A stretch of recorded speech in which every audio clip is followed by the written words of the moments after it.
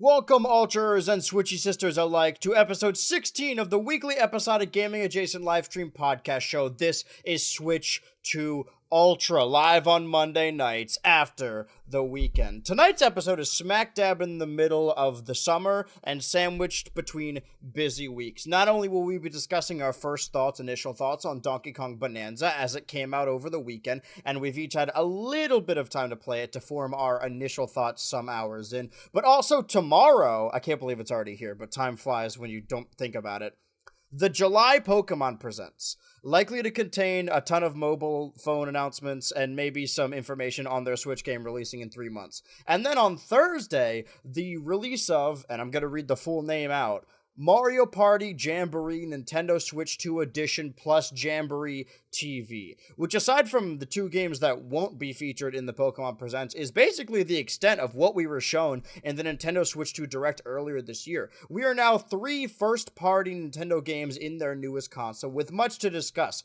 Welcome to the Switch 2 Ultra family. I'm your co-parent, BH Ultra. And I am your co-parent, Switchy. And if you saw me live earlier, no you didn't. I'd like to apologize and also be simultaneously embarrassed because yes, I did accidentally go live a couple hours ago while I was editing a video. It made my entire body hot. I was mortified. It had just dawned on me the aspect that I could be working at my computer and accidentally go live. And now I don't even feel safe in my own home now. I'm paranoid. Oh, that reminds me, I know a lot of people, what they do is they, tape their webcam and stuff like that. Yeah. Because of, the word that came to my mind is paranoia, but, there's potentially some, if you have, malware or something, yeah. you might, well, paranoia doesn't yourself. necessarily mean they're incorrect. It's just whether or not the paranoia is warranted or not. Yeah. I know a good amount of people that do that, and I've never seen the point because, well, first of all, I have a USB webcam, so it's I can always just disconnect it, but also it kind of makes a light when it's on, though. I guess, one could argue maybe through software, malware, that could maybe fuck with my webcam and make it not light up, but I don't really know if I think that can be done. I don't know. I'm not a webcam expert. It wasn't the webcam I was worried about. It was that I was just while I was editing, combing through footage and in Premiere and opening up my computer files and stuff. I was just sharing my screen for a good couple seconds. I'm glad I had my notifications on because I got a notification on my phone. It's hey, BH Ultra Turbo is live right now, and I'm like, is it? I didn't know that. It's oh man, wow, he's always streaming. Oh wait, that's me. It could have been way worse. Dude, there are I've heard about this horror story over and over again, and I don't ever need to worry about this because it seems so strange to me. And we don't necessarily need to get into it if it's too early in the day to be talking about this. I think that the podcast works in television rules, where the later we get into it, the more saucy we're allowed to be. But there are streamers we're not going to talk about the Dark Side Phil incident. Well, not specifically that, but there are streamers that are accidentally they accidentally have a porn tab open. It's that's crazy. One, that it's still open on your computer. 2, that you're watching it on your streaming setup. And 3, that you're watching porn on your desktop computer. Maybe I'm too Gen Z brain, but if you have a phone constantly, there is no need to be sitting at your desk doing that. That's so strange to me. It's doing it in the office. It's what is your problem, man? I remember in 2015, I saw a video where a guy is oh, I'm gonna play Club Penguin. It's one of those videos where I don't know, some streamer or YouTube funny guy just messes around on Club Penguin for 10 minutes, and it starts off with all right, let's play Club Penguin. And he opens Google Chrome or whatever, and it goes back to literally just opens to Pornhub because I guess he has continue where I left off browser settings, and he just had Pornhub or whatever, and he kept that in the video. He was oh, whoops, guys, and then that was just he just kind of. You think he was doing a visual gag on purpose, or do you think he just oh, whatever, I'll just leave it in the video? Maybe he it was accidental, but he's okay, this is funny enough that I'll just keep it in. I don't know. I don't know where people fall in the morals of Pornhub, if it's bad goons or good goons, are the terms I've been hearing. Ethical gooning. Yeah, sometimes you just end up there. But I got a pop-up the other day. It's hey, you could log in with your Google account to make finding stuff more efficient. And I just sat there. I'm there's nothing I would rather do less than link my Google account to watching porn. That reminds me, I knew a kid in high school, and yes, well, I guess he was he might have been 18 at the This time. was He was in last his last year. year of college. He had like Pornhub connected to his school email. So he was checking his school Jesus email, Christ. and this girl's like, she sees like Pornhub in the fucking like, in it she sees like she kind of looks to his like on his Surface Pro, and she sees a Pornhub email, and of course she's like, why do you have Pornhub on your school email? And of course that was a whole debacle. That was a Tia's whole got no brouhaha. shame. This isn't exactly the Yeah, same I thing. mean, we were given. I was afraid of. Oh yeah, you can talk. You can talk. No, you go ahead. I was gonna tell a different Well, story it's about a like friend. those school emails. Like I was afraid to even email my friends on it, because I was imagining like any like administrator could go in, log in, and see everything I sent, and Mhm. potentially log in. I mean, I think there actually are a few accounts I used to have as a teenager that were linked to my school email, and I can't access them anymore because they deleted it Yeah, for some reason. I guess I don't know. They don't. there They are don't wanna definitely accounts I deal with still space. use to this day that have like an email that I don't even really know the password to anymore. Like I'm pretty sure my Xbox account that I still have all the achievements and like play games on is a Microsoft email. And I don't know if that is still getting emails. It's so easy to make emails. I've probably had like dozens over my lifetime that I just don't Yeah, remember, forget about. I've probably made at least 100. Because especially when I was a Botted the kid, likes award. I liked making. Well, no, you don't even need to do that, because you could always just like make separate channels under one email. I mean, that they started doing that in like 2013. True. But I remember before that, like I wanted to have multiple channels, and I helped my friends make their own channels. So I saw that Gmail login screen a hell of a lot, Yeah. because I was trying to get my friends to become YouTubers. And also, I wanted like a second channel and like a backup channel or whatever, blah blah Yeah. blah. So I I mean, that's what I made got now. hella emails. Yeah. I was thinking about that because I was watching old clips or I saw an old thumbnail because people were talking about Free Guy, or a Free Guy clip was being shared around and everyone was talking about how bad of a movie it was, which I agree. I didn't even like it when I saw it. But I like the thumbnail I made for it because I just made it look as strange as possible. And the thumbnail says Freer for gay, and he's got like the Germa face. I'm like, this is a good thumbnail. I don't like this video.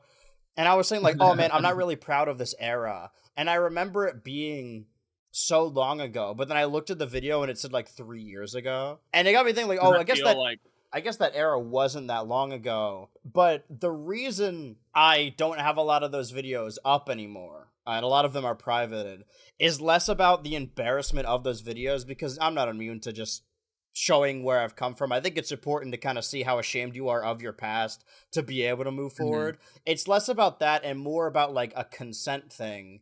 Because, I mean, you said you wanted to make all your friends YouTubers. I wanted to do the same thing, but all of us be on BH Ultra as a group of people who like made sketches, played tabletop games, saw movies, played video games, stuff like that, the like. And it's less about like, oh, I'm embarrassed of this video, I don't want to show it anymore, and more about like one of my friends who's like an engineer or whatever, and I'm like, oh, I like this video. They have like a video of them from when they were 18 because their friend asked them to be in something with them.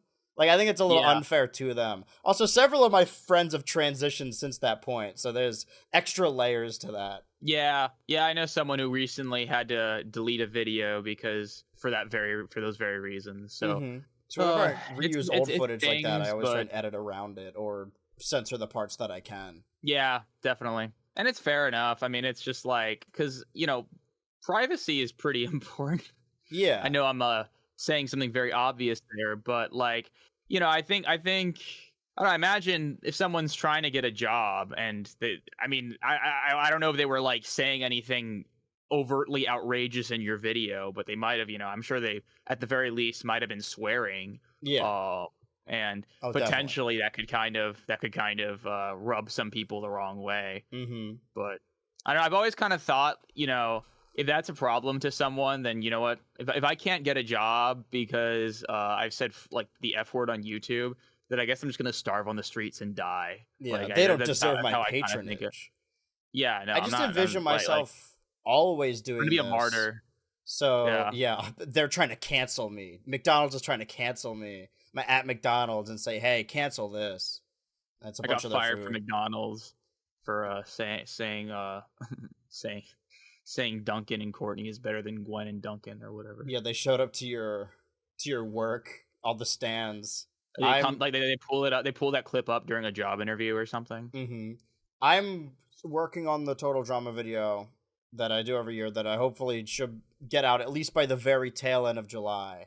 And I forget, but I dread it. You know, the Total Drama fans are a type of way. I think there's just a lot of kids in that fandom because of the reintroduction of the show. I was checking because I'm vain and selfish. I was checking all my mentions on like TikTok. And somebody mentioned me in the comments underneath a video, and it was some slideshow talking about like the Total Drama fandom. It's like, yeah, you're old, but are you this old? Do you remember this era? And it was like the Izzy video era, and I was like, God, I'm old. Like, what do you mean that was like 2 years ago? Do you remember 3 years ago? Yeah. It's like, well, that's kind of funny. I guess, you know, for some people, they're 16 now. That was when they were 13, you know? Mm-hmm. So maybe for them, it's kind of a big... I saw another post of, like, oh, this is how old I was when I played Undertale, and then Deltarune Chapter 1, and they're graduating with the new Deltarune chapters. I mean, they played Undertale when they were, like, 10 or something. 10, Yeah. Hold on a second. I'm on to something here. Well, that's one of the weird things about Deltarune, because it still feels like it's just getting started. And what, 7 years? Yeah. Yeah. I think we that's talked kind of why about I this, chat on it a few weeks ago. It's like, and to be honest, it's like, there's like, Deltarune's amazing. It's just kind of, I don't know, it makes you feel old. Yeah, I like it though. I think we talked about this before too, but I much prefer what they're doing now because they already said at the spoilers, but they said that Chapter 5 is going to come out next year, or that's the projected plan, and they just released 3 and 4, and I think there's going to be 7. So I kind of hope they just, like, release a chapter every year after this point, like 5, 6, 7. And that's nice to have, like, a year gap. And I don't have any dog in this fight because I played the first 2 chapters for the first time last year anyway. And I still haven't, in a real sense, played Undertale, at least in any way that matters. But it is kind of fun really? I think you told me that, but I forgot. Yeah. Well, because, like, I didn't have a computer that could play games for the longest time. So I got like a laptop to make videos in 2019. And by that time it was by that time it was already on console anyway. Yeah. I think I played it a little bit when Deltarune Chapter 2 came out in like 2021. But beyond that, it wasn't much substantial. I think I'm repeating myself, but not to say that it's like a solved game, but to me it kind of sounded like, oh, I don't know what I can do in this that hasn't already been like seen or like talked about a ton. But I'm realizing, because I was watching an Iceberg, that there's a ton in that game that I just don't know about, so it would be all new to me. Yeah, no, absolutely. There's a lot of things about that game that I feel like no one talks about, and that are just so interesting and fun. I don't know. I think about just when the game first came out, every single person I knew, we like all had like an Undertale profile picture. That's awesome. I remember it's such like a collective moment, and it's fun to see everyone rally behind that. And I've been thoroughly into the fandom aspect of Deltarune now because they always make such creative things that it makes me kind of want there to be a sizable gap between chapters, because then it's like, oh, we can look back to 2021 and then 2019, 2018, but I think I do prefer having different chapters every year as opposed to waiting another 3 years. Yeah. I don't know if I haven't been anticipating stuff as much. I think when there's major games that I'm excited for, I'd be like, oh, that's the one for sure. I feel like I still kind of feel like that about GTA 6, like kind of getting caught up in it. But this year, for the most part, I was excited for the console launch, but beyond that, and we could talk about the Pokémon Presents, we could talk about Bananza, I feel like there's not a lot I'm chomping at the bit to play or I'm like super excited for, or even movies to watch. Yeah, I mean, I would say that I'm excited for Metroid Prime 4, but part of me is like a little bit dreading it, not because I don't want to play Metroid Prime 4. I'm just kind of thinking like, oh, I still haven't played Prime 3, you know? And I don't know, I like playing game series in order, you know? Sometimes it's not worth doing. You know, there are series where it's really not worth doing. But, you know, I like feeling like I know what's going on. And I mean, to our knowledge, I don't think they're going to remake 2 and 3. If they do, it's going to be just kind of like, they might just kind of like upload a few ROMs to a freaking Switch cartridge or something, Switch 2 cartridge, and like save us the trouble. I feel like, and that's the annoying part. Me, there's layers where I want to expand my horizons. and play new series. And granted, when it comes to movies, like I did get really into the Mission Impossible series this year, and then last year I was getting into like Dune lore. So it is possible for me to get into things that I haven't experienced before. But I feel like there is a little bit of an issue where it's hard to get into series or excited for game series that you didn't play when you were a kid. Like, I feel like no matter how many times I try and play other series or expand my horizons or play games, like, there are different layers to excitement. Like, I played Tears of the Kingdom, and I played Pikmin 4, and I liked both of those experiences, and I like those series, because I played them for the first time leading up to those games, and I had fun. But it's still not the same as a 3D Mario or a Smash Bros. Solely because of how much time I've dedicated to those games and how much nostalgia there is. Like, it really goes to show that the ones I'm most excited for and feel the most joy about are the ones I played as a kid. Even though there are other games that I'm not going to say are better, but are probably worthy of that same sacrament, sort of, that haven't reached that for me. Like, I have no issues with Pikmin 4, Tears of the Kingdom. I think those are good games. I think Tears of the Kingdom is better than a lot of people give it credit for. But they weren't games that I was like, oh shit, I got to take a day off work. I mean, this is my work, but oh man, I got to like dedicate this much time to doing this. Even like Mario Kart World, like I did have a whole thing out of it, but that was more from a streaming standpoint than it was like, oh man, I really gotta play this game. And I'm wondering if there's any series that can get me to feel like that I didn't play as a kid. Even like Pokemon, like I'm not super stoked for Legends ZA. I think because I really like Legends Arceus. But there's a lot of that to get into. What I wanted to say real quick, because I was just talking about the streaming aspect, I forgot to say this earlier, that this happened to me, like I did a very like ironic bit on stream. I think my roommate or like friend or something said like, hey man, you gotta be careful about your digital footprint. And that doesn't really occur to me because I just foresee doing this forever. Because it's kind of the main thing I'm good at, really. It makes sense for them to be like, hey, I want to like do something else, so I don't want to like... But is there anyone that's legitimately lost their job or been quote-unquote canceled for a dumb joke that didn't like... that? Has there anyone that's been legitimately canceled and deplatformed that wasn't like a legitimate predator? Because I feel like people throw that around a lot, and I don't know if it's actually happened. It probably is mostly people just saying... like either doing something predatory or saying something that's like racist, to be honest. I think that's like the thing that usually gets people fired from their jobs. I mean, I guess there are other things, but that seems to be like if you're gonna if you want to say something on the internet and get fired for saying it, I guess you either do something predatory or you say something racist. I mean, it has to be really bad. The get fired quick scheme. Right. Like I don't think.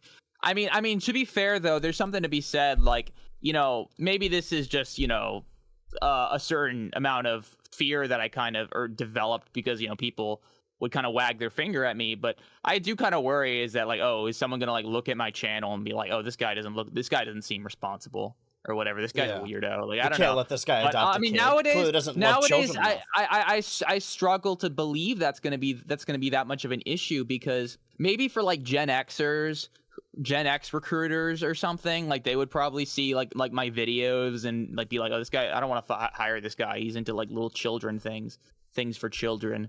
But you know, like millennials and Gen Z, like I think they'll probably see what I'm doing and kind of harbor some respect towards it. I mean, based on like every person I know in real life, they'll have to hire you because of your viewership, because of your numbers, because you're oh crap, so that's my phone, not yours. I don't hear it at all. But that's... Oh, wow. I think there's a number of things that come up like that. Not to sound like I'm disconnected, like, oh, I haven't lived like a normal person in years. I haven't had a normal job in years. But I have friends that I've known for a while, or just like locally, that will sometimes have on stuff or will talk about my job or be on stream, where they're worried about, like, oh man, you got to be careful what you say. But I don't think that's an actual issue. And also, I hear this comes up a lot. I don't know if you've ever experienced this, but when I'm streaming with someone who doesn't stream really or do YouTube, and they'll sing a song, like they will sing themselves an a cappella version of a song. And then they'll say like, oh, I don't want to get this video like claimed or blocked. Like, I don't know if that's ever actually happened. I hear that a lot. That can happen. Can it really? Yeah, well, it would need to be really close. Well, no, because I've posted cover songs before, and they get kind of they get copyright ID'd. Right, but these are people singing like a cappella, like just singing the line Yeah. from a song. But I'll be like on stream Yeah. and people will sing and be like, "Oh, sorry, you can only sing a couple seconds Yeah. of it." I feel like there's a lot of YouTube stuff that It's probably something that you can get away with, but theoretically, it is something that could be seen as copyright infringement. Because that's the thing, is that there's a lot of things people do on YouTube, and I'm not going to state them outright. But, you know, if you guys know, you know, there's a lot of things people do on YouTube that's technically copyright infringement, but they always get away with it. And I'm not talking about, you know, the YouTube, like the fact that I have clips from shows when I review them. That actually is fair use. Yes. But there are things that people do that effectively just kind of bypass the content ID system, and effectively if someone wanted to manually flag them, they would probably be in their rights to do so, but they just don't. So I'll leave it at that. Yeah. But I feel like I've heard about a lot of, I don't want to call them like urban legends, but it's the same thing where I see YouTubers still to this day being like, "Oh, I got to be sure not to say like fuck in the first 5 minutes of the video, or else it'll get demonetized." That's still a thing. That's still really? definitely Maybe a thing. I've just been incredibly lucky that I've been spared, but I have never. I mean, the only video that's ever been demonetized, like not claimed but demonetized, had legitimate like blood and gore in it. So I didn't even blame YouTube. My only demonetized videos are like the fucking are like reviews of adult games back when I did that. Like porn games or like games for adults? I reviewed Honey Pop 2. Okay. And that obviously got like porn game. That obviously got kind of Yeah. So like that's a kind of thing that is obviously going to be claimed, but not claimed, marked. I do know my friend, he was reviewing Slipmaker, friend of the show. Yes. He's done a few videos on Dexter, and one of the things is one of his favorite scenes from the show involves, not because of this, but this is just part of it, a character calling another character the C word, which is a specific expletive used at the expense of women. Right. And a character uses it in the show, and YouTube just does not let that pass. Like if you say that a lot, I think basically they don't let it fly. And there are a few other terms that they just don't let fly. Fuck doesn't seem to be that often. What's the word? Like they seem to let the F word slide a good amount.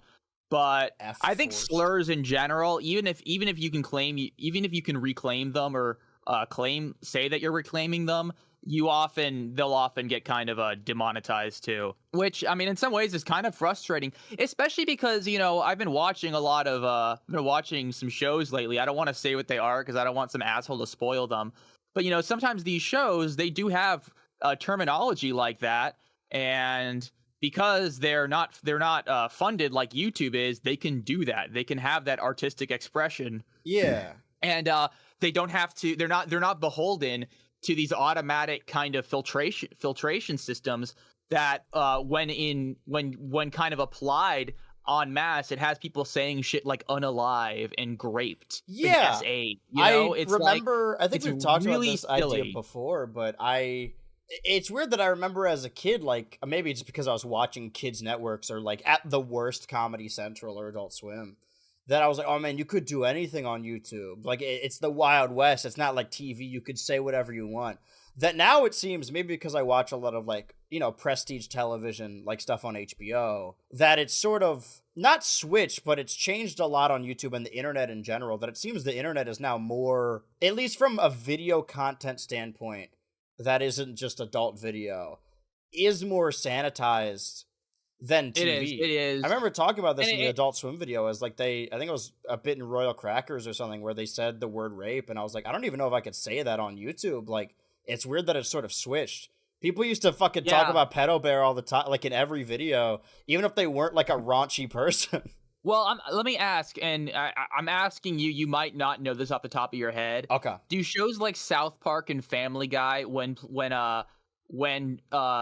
airing on cable, do they still censor words like fuck? Yes. Okay, they probably do. Okay, they do that because that's one big thing that, you know, I think a lot of a lot of channels, they still don't use terminology like that. And I think back in like 2015, that was a key difference because you could say that on YouTube, and before the quote unquote like what we call the adpocalypse, basically that was, you know, like really common.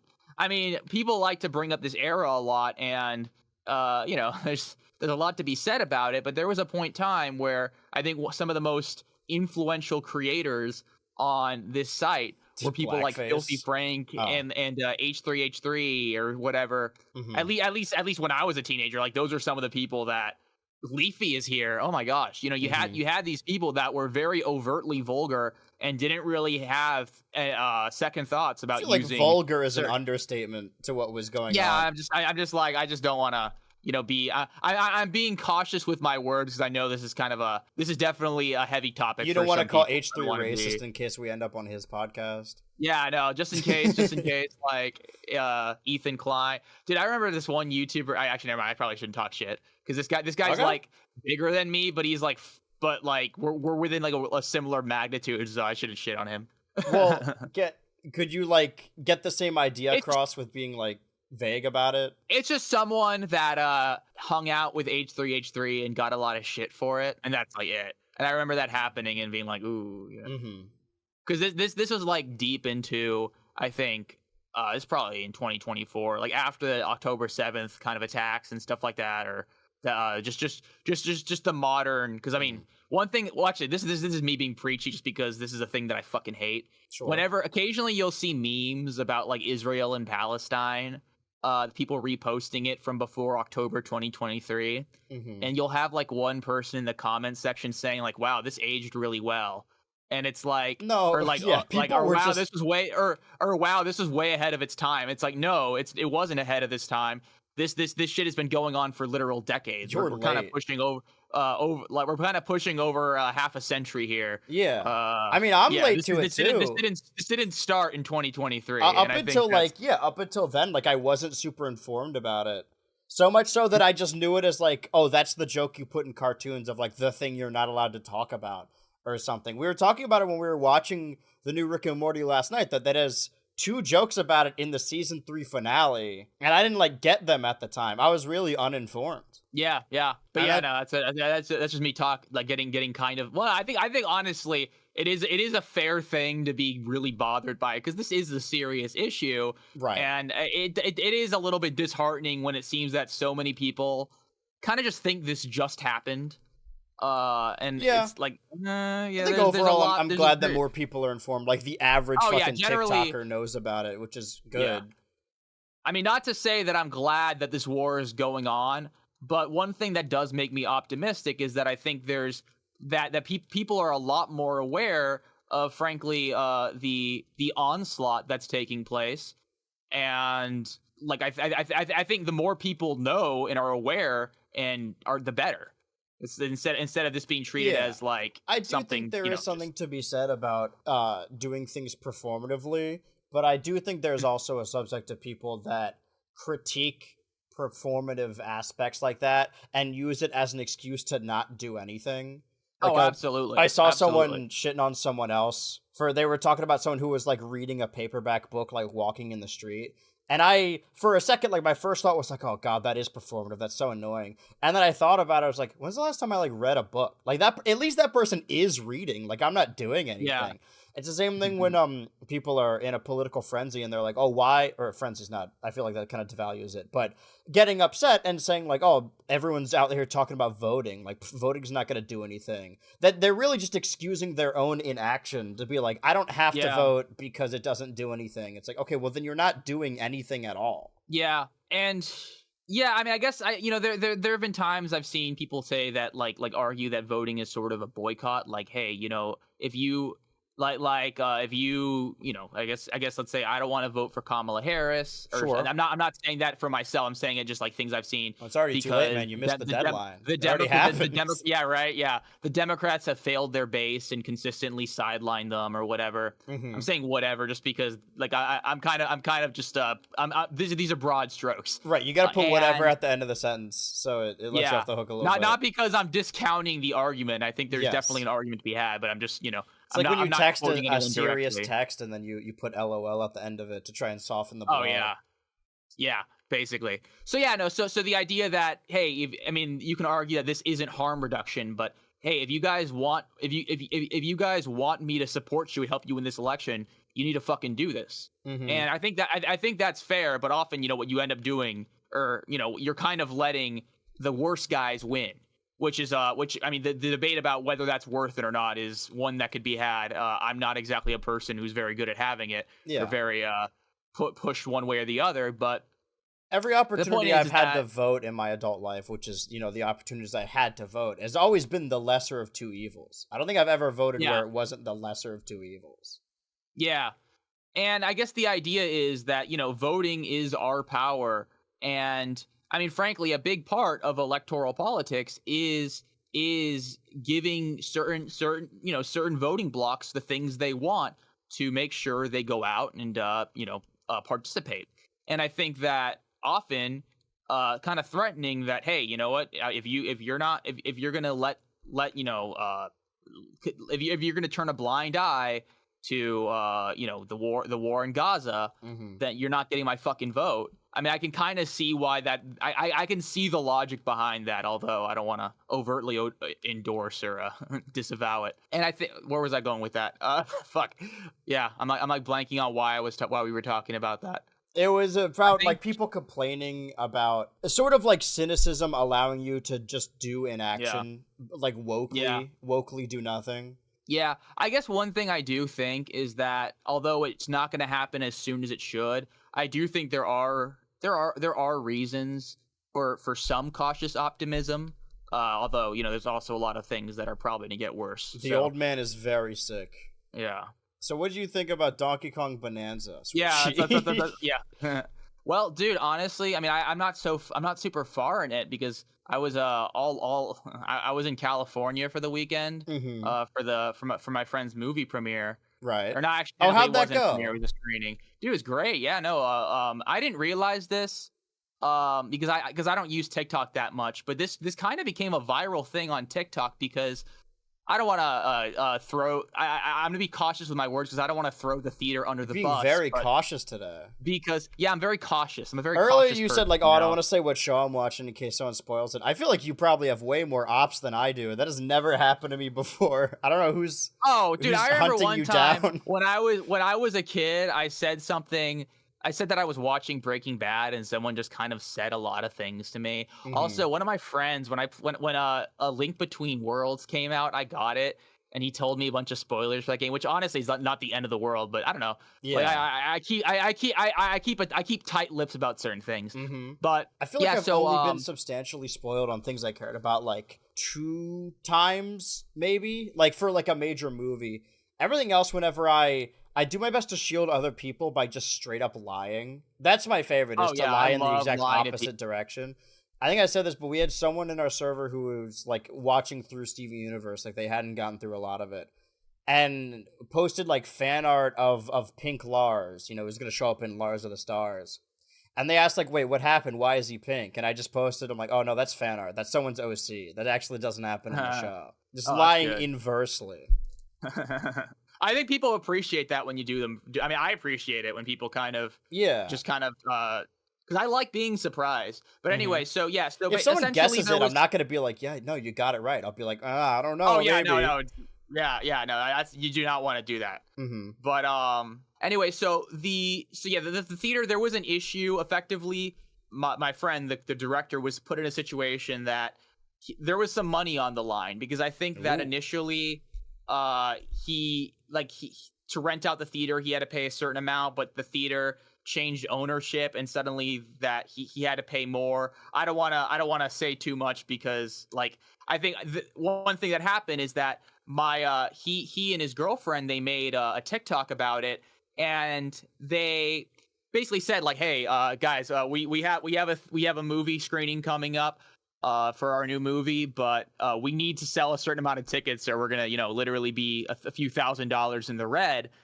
And I think the way they kind of stated it, even if they didn't mean it to, because like I was there, I was in the backstage and stuff. The people there were lovely, but I think there were a few like logistical issues that had to be dealt with. But anyway, so like my friend's girlfriend, she specifically made a TikTok essentially to advertising the show, and it got like 1 million views. And I was like, oh, I didn't know that. And actually, it's funny. We were walking the streets of Sacramento, and we were passing out flyers, hanging them up, telling people that, this is a local movie filmed in Sacramento. And there were a few people that recognized my friend from TikTok and stuff, which is kind of cool. Oh, that's so nice. Yeah. So yeah, no. So there was the turnout for the show was way more than we expected, because I think like my friend John Westling, he's the director. He's told me that in the past, a lot of his screenings that it's mostly just been friends and family, but like he had a lot of people that had never that were just strangers to him and just were interested in seeing the movie. So it's a really cool movie. It's not out like publicly yet. It's not on streaming services yet, but hopefully eventually it'll come out because I'm in it. That'll be fun to watch. Yeah. We'll cover it. But yeah, no. We got coverage on the ground floor. But yeah, so I was all over California, San Francisco. Not all over. I was in San Francisco. Visited every territory in California. Sacramento, the furthest north. It was a fun trip. I got home 8 a.m. this morning because we did a red-eye flight, so I'm a little jet lagged. Oh wow! But great trip. Fun yeah, I mean, to be fair, it kind of saves us the day where if you kind of do an overnight plane ride at the very least, like you don't have to spend you don't have to kind of devote a day to flying. So basically, like yesterday, I got to see family. We because I have a lot of family in California, so we hung out, had fun, and then we kind of went to the airport and flew overnight. But I don't sleep on planes. But anyway, I can't either. Like I want to be able to, but I feel like my back is ever so slightly like too long or too short that whenever I try and lay my head on the tray, it's always that my back is too high up or something. It's ever so slightly out of the way. And I feel terrible about leaning my chair back. Dude, I was about to bring that up because like just the flight over to San Francisco, it was the first time I ever reclined my chair ever. Because there's like a certain amount of I think some people believe that it's it's kind of tacky to do that. Some people believe it's it's whatever. I mean, I think on this red-eye flight, like everyone was reclining because a lot of people were sleeping, but I mean, it didn't do much good for me. Like it was comfortable, it's kind of fun, but it didn't do that much good for me. I was kind of just like literally red-eyed. But some people do recline their chairs, some people don't. I don't know. If everyone's the doing guy behind me, then it's sort of like a domino effect. Because if you do it, then the person behind you's got to do it. Yeah. I've never successfully pulled it off. I've never tried because it's the same thing. I was like, well, I don't want to bother the person. I don't think I've ever been on a plane that wasn't full capacity. Like when I heard about whenever I have people flying internationally and they're like, oh yeah, I have a row to myself. That has never once happened to me. That's happened to me on a few flights. Like I'm trying to remember. Like going back and forth from Pittsburgh, I've got rows to myself. Chicago too. But every single flight I've been on has been packed to the gills. But like Atlanta, yeah, those things are filled. I mean, because like there's a lot of people who fly from Miami to Atlanta. Well, there's a lot of people that fly to Atlanta in general. As they say, when you die and go to heaven, you have to stop at Hartsfield-Jackson International Airport. But anyway, that's a little airport humor for you all. Anyone's into airport humor. Got a couple more airline jokes for later in the show. Don't you worry. Stick around. What's the deal with airline food? But anyway, all that's to say is that I kind of I downloaded the game so I could play it a little bit on the plane. So I did play a little bit, but I was kind of occupied. So I'm only a couple hours in. I think it'd be easier. We would think like measuring things in an amount of time, like how many hours you played a game would tell you how much you've done it or how much you've gotten into it. What I did, on the first day, because I've only streamed it one time so far, but Tuesday, Wednesday, I'm going to stream it again, and then the week after, because I got to play Mario Party Jamboree Plus on Thursday, if you're interested in that at all. I think it has game share. But I did 6-hour stream, I believe on Thursday, to get as much Bonanza in as I could. And then in my free time, which wasn't a lot of it, when I had a little bit of time, I got a personal account, the same one I've been using to play Mario Kart with friends, so I didn't lose any progress or not show any progress on stream. I played it 2 separate ways. When I did the 6-hour stream, it was my first time picking up the controller and stepping foot into Donkey Kong Bananza. So a lot of it, if you watch it back, it might be a little frustrating, was me dedicating so much time to doing stuff that I really didn't have to do.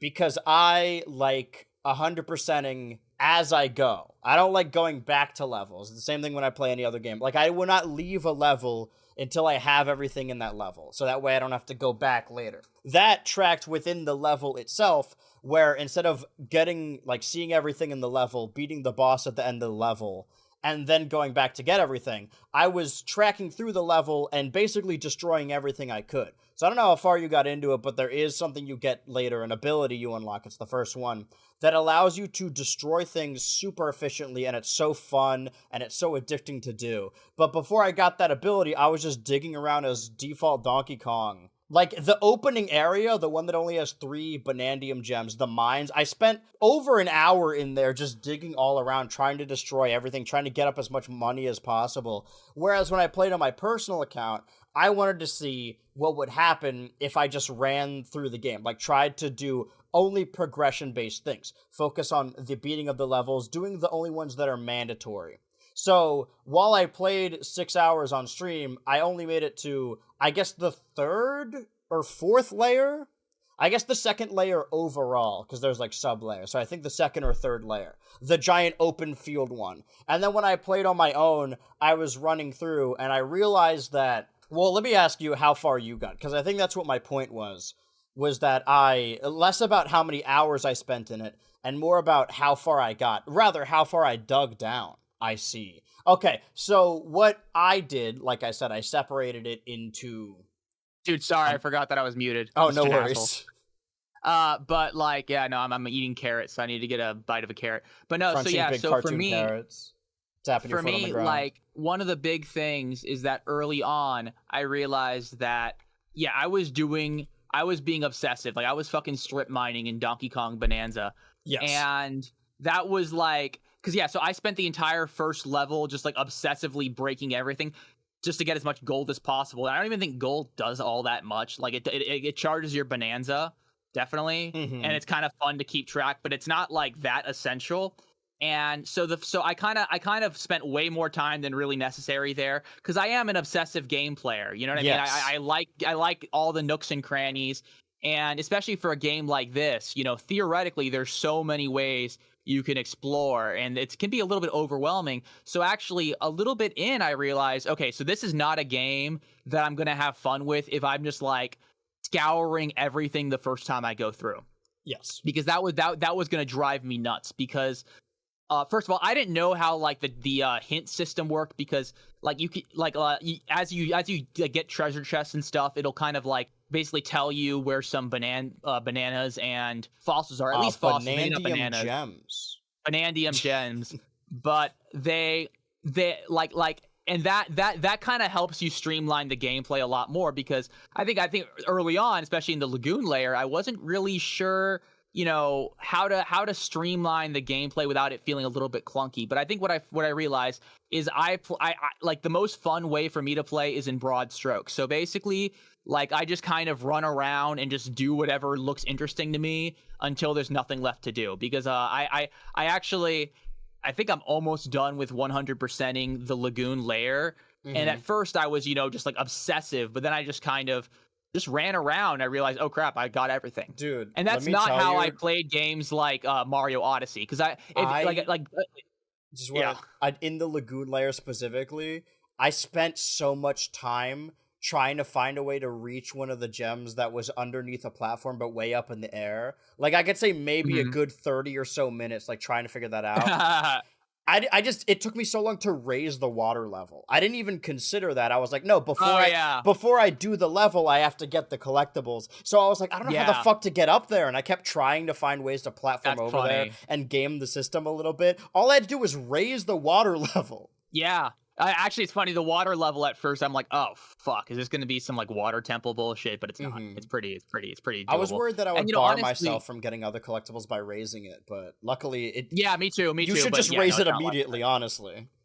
Yeah, and dude, so once I approached it that way, it's a lot more fun. Especially because I still had a lot to do when I got the Bonanza. So now, I don't have to strip mine, or if I want to strip mine, I can just do it like super fast. And I think that's actually the reason I started playing, kind of in broad strokes, because I realized, there's upgrades in the game. And at first I was thinking, I wasn't really big on the idea of upgrades. I kind of like, simplistic gameplay in the sense that there's not a lot of like multiplicative effects that kind of change the way the game's played. Sometimes those are kind of annoying to me, or I don't know. There's something great. There's something elegant about games that don't have that to me. Yeah, but like Mario with that Odyssey.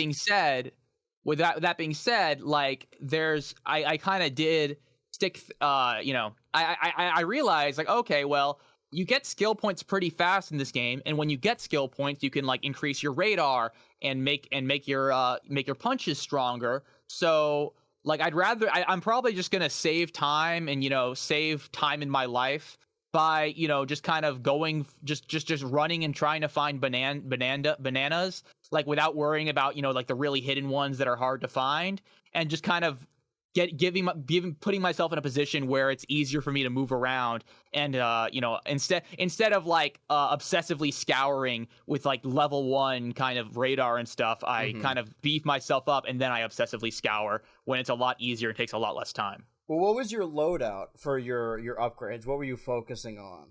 I mean, I'm not far enough where there's a lot of variation, but I think so far what I've kind of worked on primarily, I haven't gotten any of the new movement skills, but like, let me see. I think I first kind of I think I've mostly been getting the punching power, so I can punch through things stronger, and I think also the sonar, because the sonar's handy. That middle row is what I primarily focused on, because I wanted to collect everything, and I love seeing a checklist and filling it out. Yeah, and I'm obsessive in a certain way. Like for example, like my strategy for this game is actually, this is how I first played Odyssey. When I played Odyssey, I just kind of like got some moons and messed around, had a good time.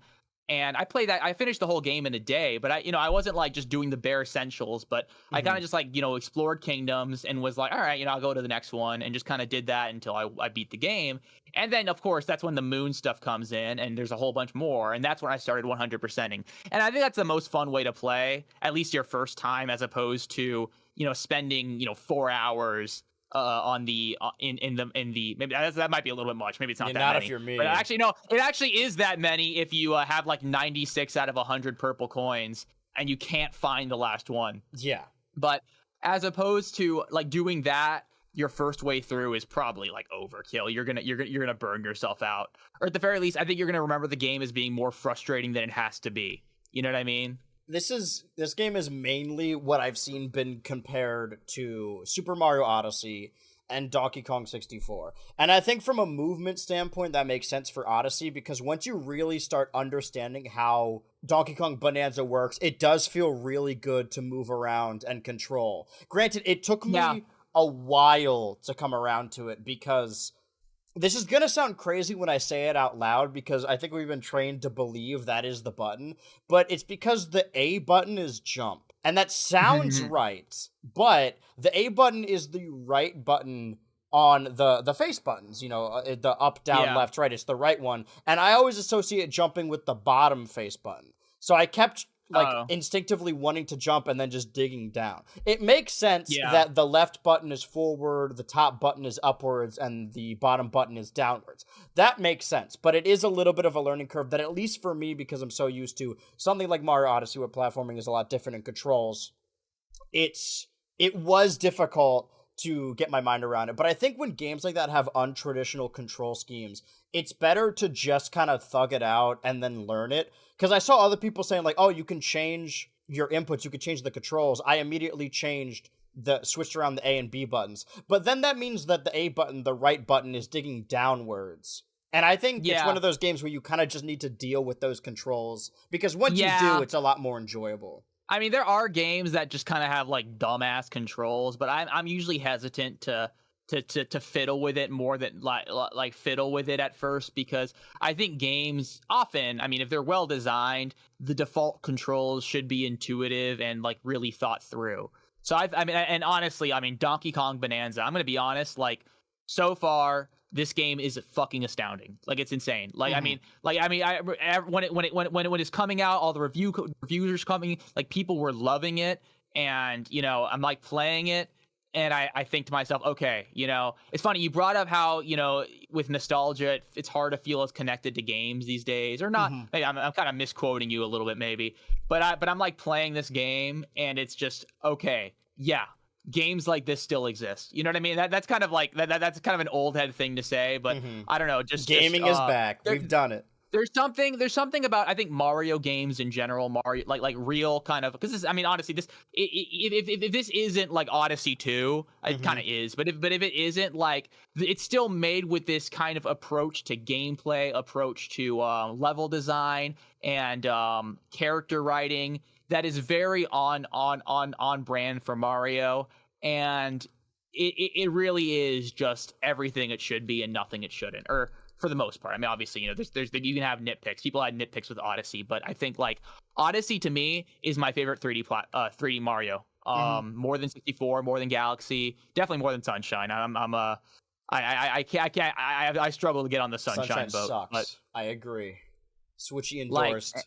I mean, I guess there are things about there are things about the world so far that I'm not super into. I think I like how most of the things in Odyssey, it's buildings and stuff like that. And with the lack of destructible environments, it feels like you're exploring a little bit more than in this one. It's kind of harder in this one to get a feel for where I am. All the kingdoms are very different. Aside from like the grass ones kind of seeing similar, it seemed like most of the kingdoms in Odyssey almost have like distinct art styles. Yeah, no, absolutely.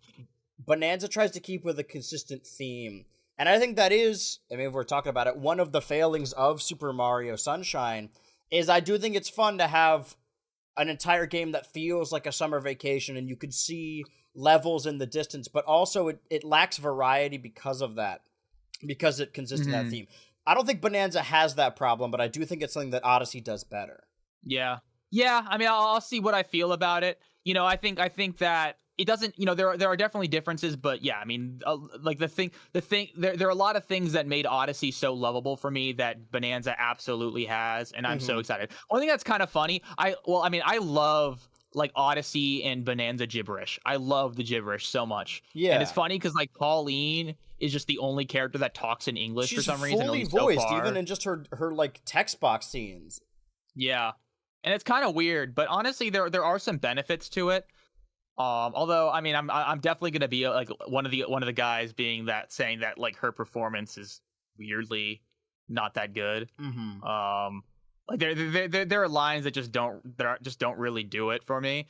But you know, for what it's worth, like voice direction aside, like the personality of Donkey Kong in this game, at least so far, is just lovable. Oh my gosh, dude, I love the way he looks. I also just love the way he controls. Yeah, no, it's like, I will say, it's strange that she is voice acted, but then one of the songs she sings, I think for the Kong Bonanza, the first upgrade you get, I'm pretty sure it's in Japanese. It's all gibberish. I thought it was gibberish, to be honest. Is it gibberish or Japanese? I wouldn't know, and I don't want to sound racist being like, I think all Japanese is... No, I don't... It's a strange decision to make if that's the case, that everything else is her speaking whatever language it is when you're playing the game, and then the song is just entirely different. I assume they were just Japanese songs, so they didn't have to like translate the song every single time. Yeah, because that would have been like excessive, really excessive. I kind of thought they were just kind of like vocal ad libs, like not with any meaning, but I'm not 100% sure. I mean, I haven't heard it very closely. I would believe that if there were, I think there is like a Smash Bros. Song where it's either the DK rap or maybe it's Gangplank Galleon, where it is just a lot of gibberish, where they start talking in the part. No, there are some lyrics, but it's kind of like not really English. English is kind of a, I don't know if that's considered like an offensive term. But it is kind of, I do kind of like the memes about like, let's fighting love. But like there are some actually, there are like discernible words in the Gangplank Galleon, but I'm pretty sure like games like ARMS, a lot of the music has like the kind of like gibberish vocals. So I assumed that was the case, but I haven't really given it a YouTube chat's comparing it to Splatoon, and I think that probably used their own in-game language as well. But more so ARMS, because I think ARMS didn't have like there was a lot of sound effects. I think one of my favorite sound effects for it to be gibberish, as Splatoon has their own language. One sound effect I love so far are the eels sound effects. Like I love the way they talk. It's so cute. It is very reminiscent of those older Rare games. But I think very different comparisons. I think overall though it is really similar to Odyssey. In the sense that what we were talking about, like, okay, so what point in the game did you get to? Do you remember where you left off? I haven't gone past the Lagoon Lair. Okay. I'm able to go to the next one, but I just haven't like Right. just gone Okay, yet so 'cause I'm I was. just on the layer right beneath that, like after doing the Mhm. lagoon layer stuff. So either way, not super far. But I tried on my personal run, or when I was just playing on my Switch on my personal account. I was wondering, like, okay, if I'm not like going out of my way to collect everything, how far can I get? And you can get really far if you just. It is like Odyssey in the sense that if you want to. I've heard Beat a it in like 3 complaint that hours, you it's can. short, that the game is very short, that you can like knock it out in a day. Yeah, I mean, my guess is that I mean, as someone who I haven't finished it yet, and I haven't, there's a lot of stuff I still haven't seen. I assume that like if you really, even if you play casually, but just basically just do the essentials, you could probably beat this game in like 3-4 hours. Maybe that's a little bit less, but I remember I'm pretty sure like my first playthrough of Odyssey for comparison was probably like 4 or 5 hours, maybe Yeah, like 6. I don't know. that was my Like I second mean, time around where I was like playing it for the channel. I'm like, okay, we need to beat this quickly. So I was being really efficient and only getting the yeah, moons that you need. And I think Bonanza is like that, but I think it's more fun to collect everything. And that's where the yeah, comparison to both Odyssey and Donkey Kong 64 come into play. I think this is a topic we've discussed before, but it's the argument of when you're considering your review, like your score, how you feel about a game, how much of a collectathon game like that, how much can you judge the game by 100%ing the game? Like, is that required for you to have an opinion? Because for me, I mean, everyone has an opinion. You don't. I shouldn't tell you that you can and can't have an opinion. You can think whatever you want about anything.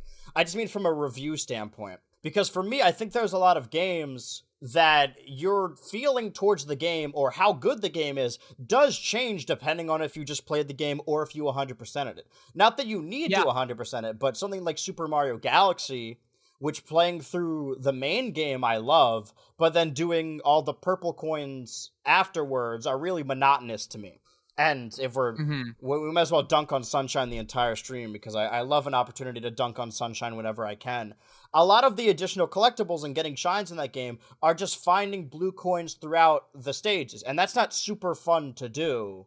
As it yeah, is like finding purple coins in Odyssey or fossils in Bonanza. Like, it's just busy work. And whenever I bring those up, same thing goes for DK64. Because I like playing DK64, I think it is a pretty awful game. And it becomes really annoying at parts because 100%ing it is so obnoxious. Because there are yeah, individual collectibles, I'm sure, as you know, for each character, and you'll need to switch to a different character to go collect those collectibles. You can't just pick up a red banana as DK, you need to be Diddy. And whenever I bring yeah, those up, in discussions or arguments in reference to Donkey Kong 64 or Sunshine, the pushback I get is like, oh, well, those are optional things. You can't really judge the yeah. game off of that. But I think that 100%ing a collectathon game like that is the game. Like, that is a substantial part of it. So whenever I see people saying that Donkey Kong Bonanza is Especially in too games like short, Crash Bandicoot, which is 2D platformer, where they actively like make fun of you for not breaking enough boxes and yeah, stuff. they punish the fuck out of Um, him. They yeah, they humiliate like beat him. the shit out of And he looks so him. sad. But the Yeah, the main complaint I've seen, because my main complaint was that the A button debacle and maybe some other stuff.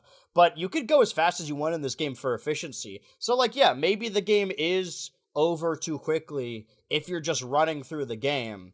But that's why those additional collectibles exist, because this game is addicting. I think Nintendo's really perfected making their games addicting. And yeah, something like absolutely. I don't know who theorized it or if it's just a common idea, but a lot of Nintendo Switch games, like on the original Nintendo Switch, were built for pick up and play. Like specifically Animal Yeah, Crossing, as we know, but then Breath of the Wild has the shrines that you could, if you don't want to play for a long time, you could just pick up your Switch, do one, and then maybe stop playing. You can knock that out in like 10 minutes. Same goes for like a Mario Odyssey Moon. Like, you could do as much as you want and then stop playing. And then even Pokemon has raids that I feel like this game is super addicting to constantly want to collect things. And it never really gets boring in that sense because you always want to collect those things. But if someone were to run through the game and just beat it in like 5 hours or something, I've been seeing a lot of crazy speedrun techniques. And if we are comparing oh it to yeah, Odyssey, there especially is a with lot like of movement that's really, really fun. And you can solve these especially with all puzzles. of the rolling and like the surfing It thing. feels I assume great. the surfing you can do some crazy shit, but I haven't really Dude, it's like easy to gotten good figure at out it. the surfing. It's just a couple buttons, but on the you're not there yet. It's not really a spoiler, but the layer right below you, that I've been exploring recently, it has like 5 different signs and like mandatory text boxes that keep teaching you how to do the ride, like riding the rocks or whatever. And it's so easy. Like, I don't know why they keep telling me over and over. It's pretty easy to pick up. Like, every NPC on that layer tells you how to do it. But for me, that's what I just wanted to ask you about. Like, how much do you think 100%ing a game or collecting everything is valued into playing the game? It's a good question, because there are games that, like, the fact that I can't, that the game's kind of fighting me when I want to kind of get everything, it does get frustrating. Like, I mean, I never finished Banjo-Tooie. I got pretty close, because I got far enough that I got like the Dragon Kazooie and stuff like that, but I never finished it. Well, that one does require backtracking, right?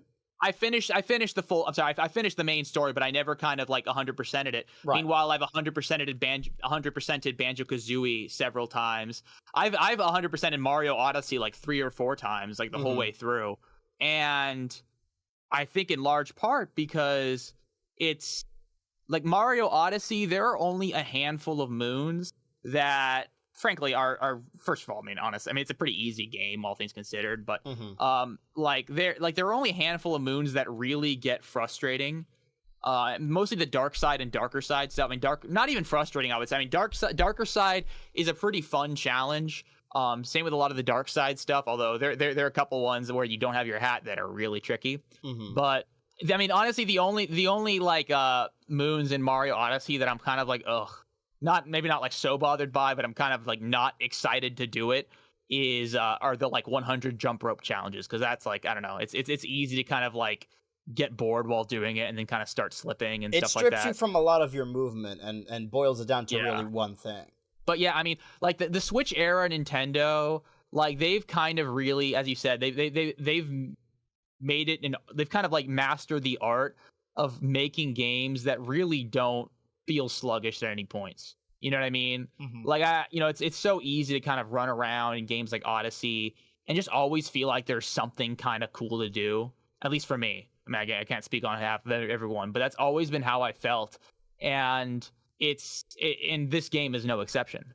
I think like getting into the groove is a little bit different, and some people might kind of at first kind of struggle with it a little bit, because it's not entirely the same kind of gameplay loop as some other games, but it's definitely not frustrating or unfun. I mean, it is very fun.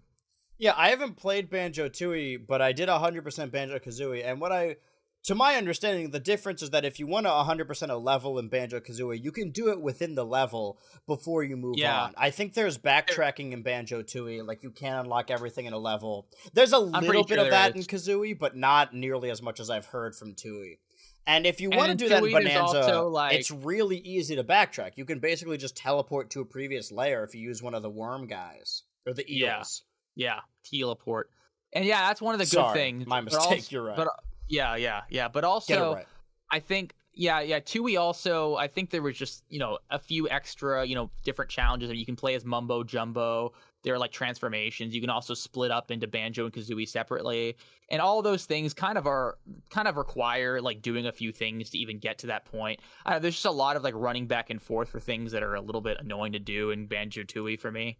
I still like the game, but it's just kind of, I think it's definitely a game that in some ways, in an attempt to get bigger, I think the game just became a little bit too sluggish for itself. Yes. As opposed to Banjo-Kazooie, where you just always feel like there's even Banjo-Kazooie, I mean, I would say Banjo-Kazooie, you always feel like you're kind of getting something you need. I really don't like backtracking, or I'm not the kind to beat a game and then try and collect everything. I like going as I'm going through the game. So the reason, although I have multiple more hours over you, that I'm not really that much farther in Bonanza is because I wanted to make sure I got everything on every layer before I moved on to the next one.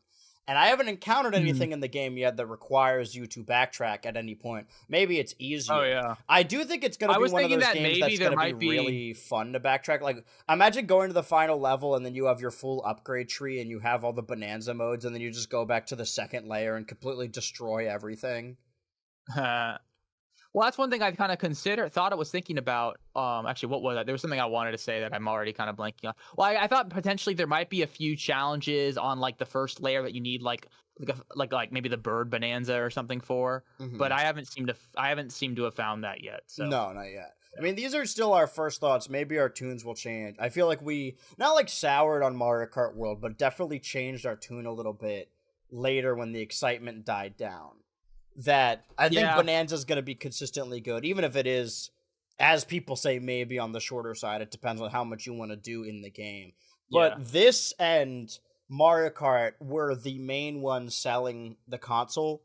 Like, I know Mario Kart wasn't a literal launch title, but Bonanza was only a month later. And I feel like yeah. for me, if I was still a kid and I was getting the Switch 2 around Christmas, like obviously I would get the Pokemon game because I just get the Pokemon game every time. But I feel like Bonanza is the one I would want to get because Odyssey is the one I wanted to get when I got my Switch 1 Christmas 2017. I think the comparisons to Odyssey are valid because the game is incredibly similar to Odyssey. But I think for me, it's always a game of comparison, and it's not doing it favors because I did really like the game, but I don't think I like it as much as Odyssey. The same thing kind of happened Yeah. with another difference between this pod and the previous pod is this is now a post BH Ultra has seen the Superman movie world. I didn't really talk about that, but that's another thing that not that I got my hopes too much up. Like, I thought the movie was fine. I thought it was good.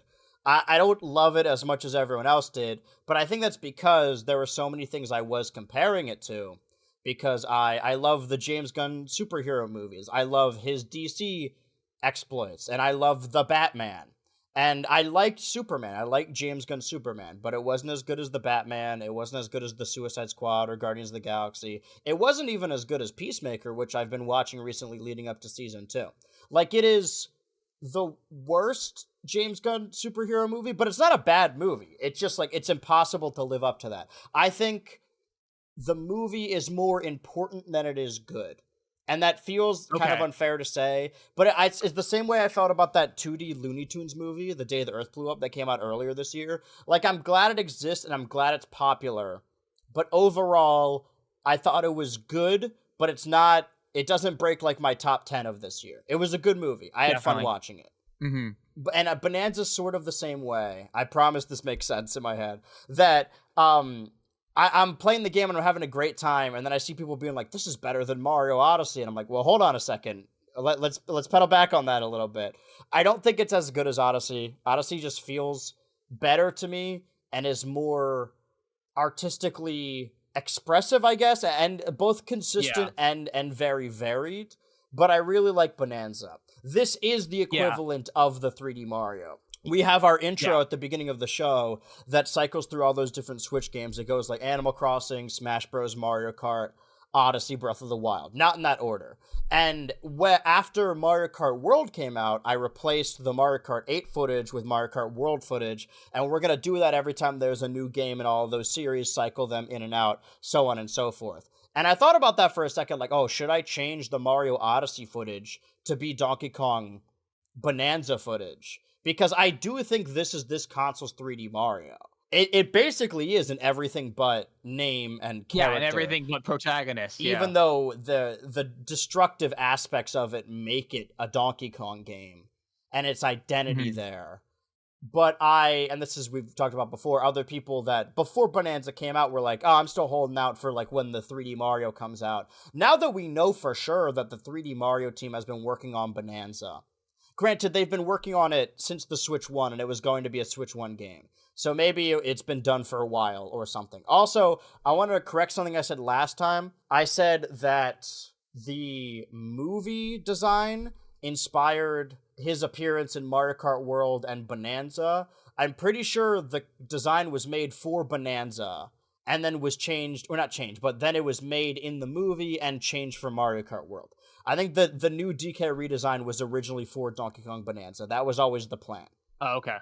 But it is the console's 3D Mario, and I think if you don't want to play Bonanza, but you want to play a 3D Mario and you're holding out hope, I think you're deluding yourself a little bit. If you already have a Switch 2, like, if you want to play the 3D Mario 3D team, It's Donkey Kong Bonanza. It's basically Mario Odyssey. The text is the same, the way it flows. The controls, more or less, other than the destruction aspects, are the same. The jumping and the rolling and the way you can maneuver like that. That I don't think we're going to get a quote-unquote traditional 3D Mario for a while. So I would argue that Bonanza is the 3D Mario game for the Nintendo Switch 2, as I've been arguing on the show for weeks now. Yeah.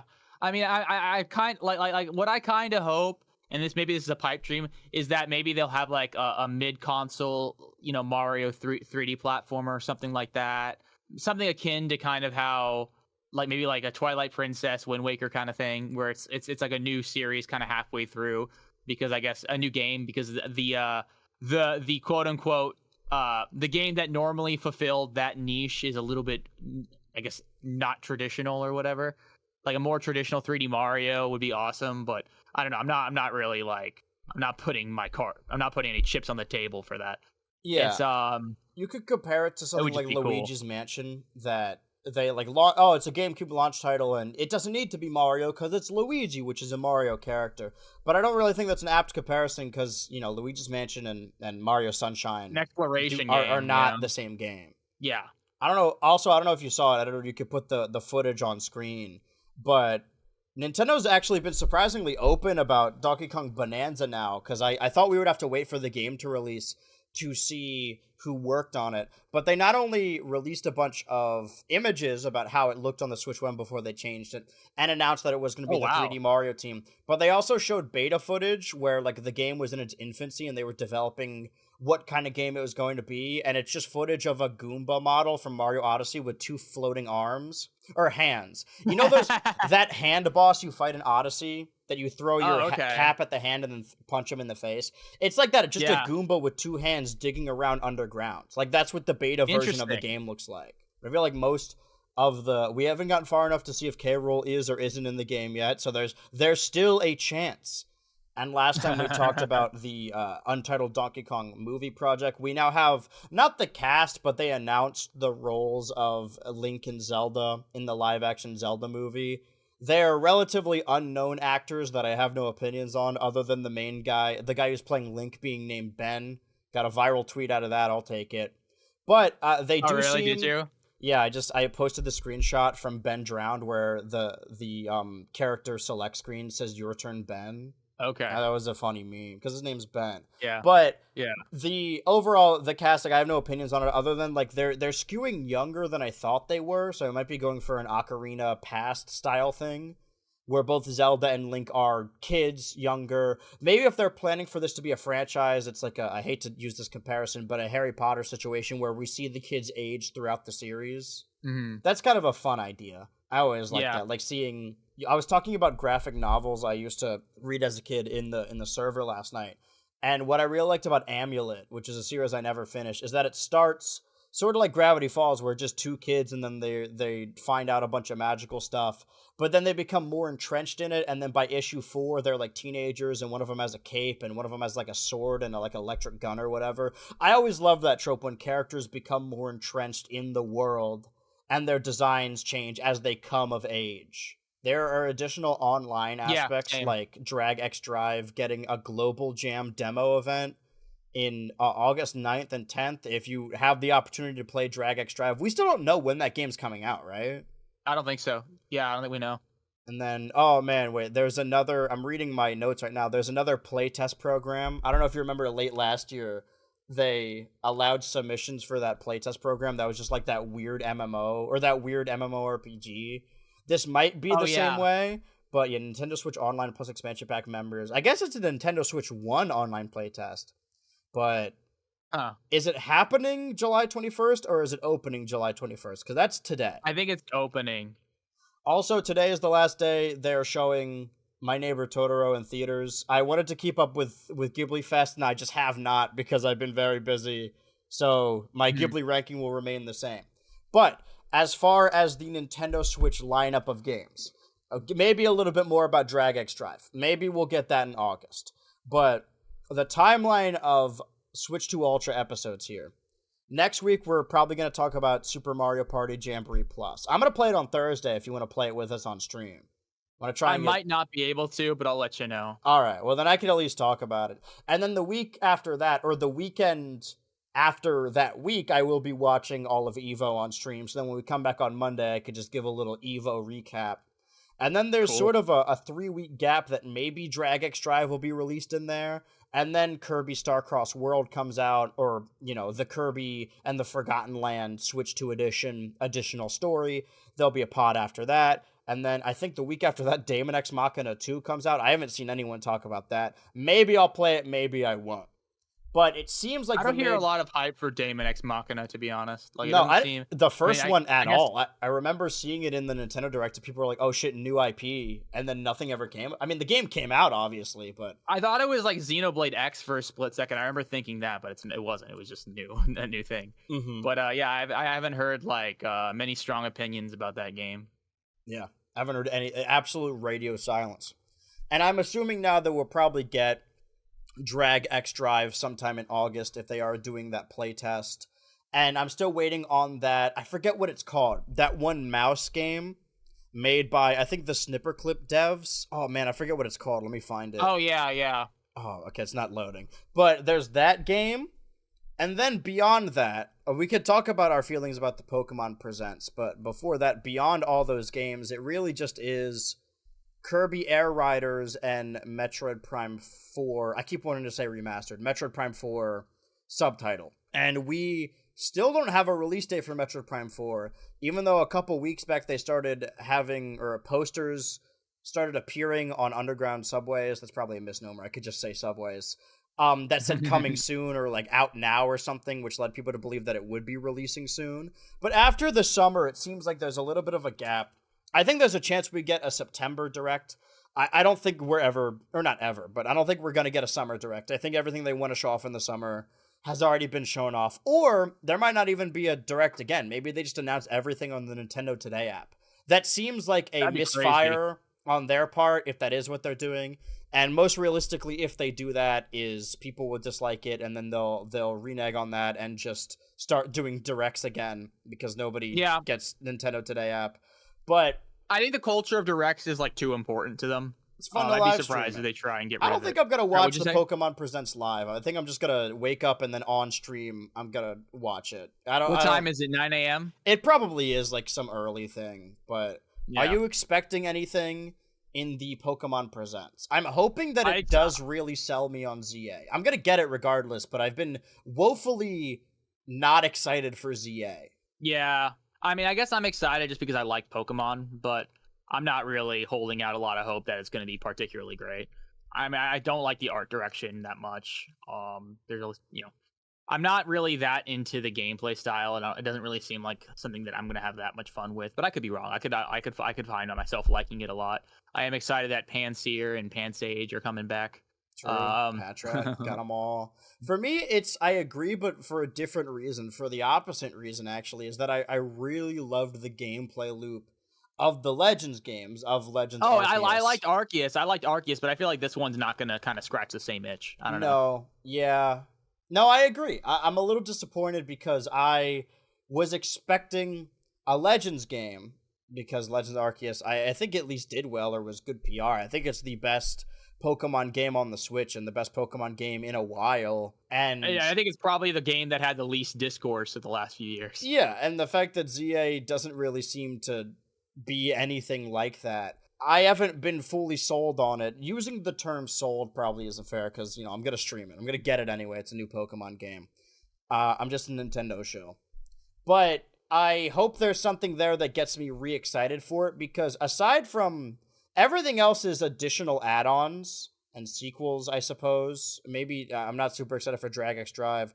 But now that Bananza and Mario Kart World are out and we don't know the other release dates, and we know very little information about either of those games, like I was about to say we haven't seen gameplay. We haven't seen gameplay of Kirby Air Riders. We have seen gameplay of Metroid Prime. That was even at the Treehouse, so it's weird that we still don't have a release date for that. But I hope in that section or in that area of the schedule, like October, I feel like there's not another major game coming out, at least on the Nintendo Switch 2 side of things, or just the Nintendo Switch family of systems in general, that I hope something in the Presents excites me for it. I think there's a chance that maybe they announce a later game or maybe more information about other games. I mean, I made the joke in the intro that I know most of the presents is going to be dedicated to talking about their mobile games because they're always like, Yeah, I don't same. think they've said how long it's going to be, but they're always like 40-minute presents, and only some of it is the game people want I think to it's see. 25 minutes. I think it's 25. Okay, that's good. So maybe the whole thing will be dedicated to ZA because it's coming out in a No, couple months I doubt after. it. I think that seemed well. I mean, I guess this isn't like the Pokemon Day presentation, but No. I assume it's going to be a lot of like supplemental stuff. It's probably Do you gonna be think like a we'll Netflix see anything series. more about what's it called? Pokemon Champions? Is that the? I think so. I think we'll probably get some information about that. Mm-hmm. I'm not expecting Gen 10. I am expecting, mobile games. And honestly, I'm expecting like some information on Mega Evolutions in ZA because I think I would be incredibly surprised if there are no like new Mega Evolutions. That'd be kind of crazy. Yeah. I mean, I think there are some leaks, but I don't really know if they're real. I think they might just be fake. But Would you want to Mega delve into Evolution. that? Because I feel like you've been kind of like chipping away at it and like bringing it up ever so slightly on stream about the Mega but leaks. it's I haven't a heard central anything leak. about it. Yeah, so it's probably just kind of bullshit. I feel like if it was real, there'd be a little bit more buzz around. Well, that's it. more of a reason to But- discuss it because then it's not even spoilers. Yeah, I can like send you the link to it if you want. I mean, do you have it? I- Do you want to just like explain what you've seen so far? Yeah, well, I mean, there's like an alleged list. I mean, I'm like, I don't know, are people going to be bothered by me talking about it? Because in the case that is like I don't think it's true. actually, I think it's probably Okay. not true. because there's like an alleged list that Central Leaks posted of all the Mega Evolutions in the game. And is it like from And- anywhere, or is because like in my experience, I don't want to idea. start any shit, but Central Leaks is a verified Twitter account, like with the blue check mark, that Oh yeah, gets leaks from other Twitter accounts and posts them on their account for engagement purposes. I don't think Yeah. it's actually a leaker. I think it's a leak hub from other places. you might be right. I might just be like. I mean, if you think it's accurate in spoilers, we don't have to talk about it. But I'm pretty. I don't even know what it is, but I'm almost certain that leak is not accurate because very seldom. I are hope Pokemon it is leaks accurate because one of the Pokemon listed is Dragonite, and I want a Mega Dragonite really bad. There's also What would be the item called that you get for it? Dragonite. That rules. That'd be funny. What's That'd the be list so of awesome. Yeah, shoot me the list, or just read the list off to me, and I'll do yay or nay. Okay. Also, I'll send you the alleged Mega Dragalge.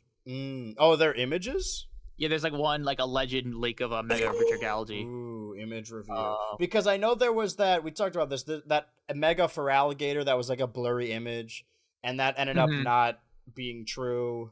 Oh, I see. This is a 3D model. Oh, wait, is it? No, this is 2D art, I believe, of a Mega Dragalge. It looks cool. I'm realizing I forget what Dragalge looks like. I don't think it looks much like this.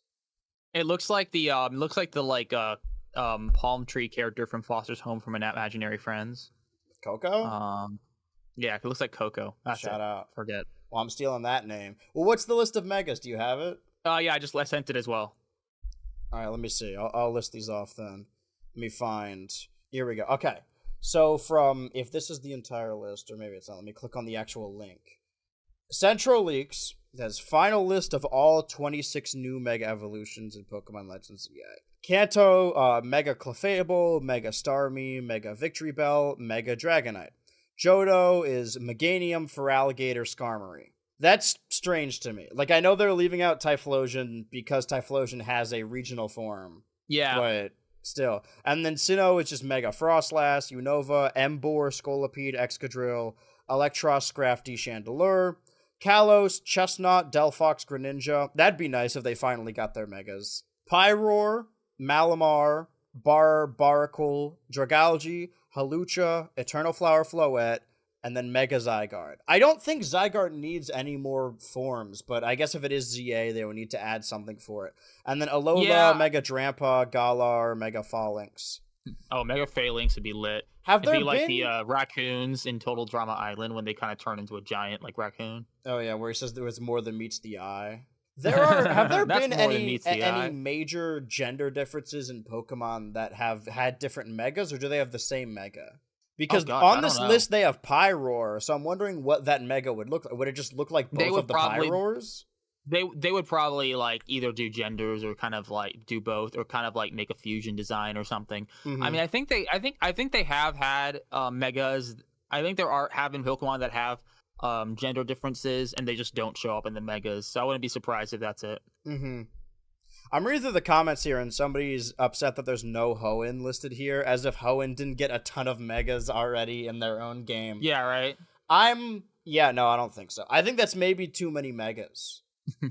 Like, not overall in the game, because I imagine all of them are going to come back, but also, like, I'm not holding out hope that they're going to add a ton of new things. Because we talked about the modern Pokemon games with X and Y and Sun and Moon really overdoing it and basically announcing all of the Pokemon before the games came out. X and Y, that was sort of inevitable because that Pokedex was already very short. So even if you show off, 16 Pokemon, that's going to be most of the lines anyway. Yeah.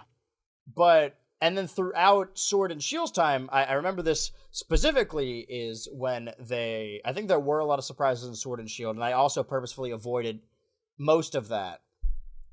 That in the DLC when they showed off, is it Kiana is her name, maybe? That she had a bow in her hair that looked like it was the shape of a Dustox, but it was white. And I remember everyone saying, like, oh, there's going to be a Galarian Dustox because they showed off the Galarian Birds, the Galarian Regis, and the Galarian Slowpoke line in that trailer. Little did we know that was all of the Galarian forms that were present in the DLC. There were no secrets in there other than, like, legendaries sort of existing. And I expected the same from later games, even though Scarlet and Violet didn't show off nearly as much. I didn't expect there to be any new forms in Legends Arceus that they weren't shown off because I assumed it was going to be like Sword and Shield DLC, and also that Wound was still fresh. It was only a year prior. But no, that game actually had a lot of Hisuian forms that I didn't expect and wasn't familiar with before going into the game. And I was really excited about that. So we can expect that maybe there will be some surprises in ZA, but also the reason I think, not that the Pokemon Presents is going to be mainly focused on ZA because they don't have other games, but because the game is coming out soon in their eyes. I mean, this is the last chance to show off a bunch of stuff before October. That they showed off a little bit of gameplay in both directs, and then they announced it, or they expounded on it in the Pokemon Presents. I forgot they announced it last year. That it's been a very long time, and I don't think we've had, other than the Switch 2 Directs, or maybe it was the Switch 1 Direct, where they had a section sort of dedicated to it, there hasn't been a comprehensive Direct like there was for both Mario Kart and... There was a Bananza Direct, right? Am I remembering that correctly? Yeah, there was. And, I mean, no smoke to Drag X Drive and Welcome Tour. But it seems like ZA is going to be their next major game for the Switch 2. They would want to have another comprehensive video to sell people on it. Because, I mean, we like Pokemon. Pokemon's popular. People are going to buy it to spite themselves. But I don't know if there's a ton of people who are on the fence that are super sold about ZA that would probably need a video like that would push them. Because I knew a lot of friends who solely got the Switch 2 so they could play Bonanza because they were so excited for it. I don't know anyone that would buy the Switch 2 to play ZA. Well, you don't even need the Switch 2 to play ZA for that notion.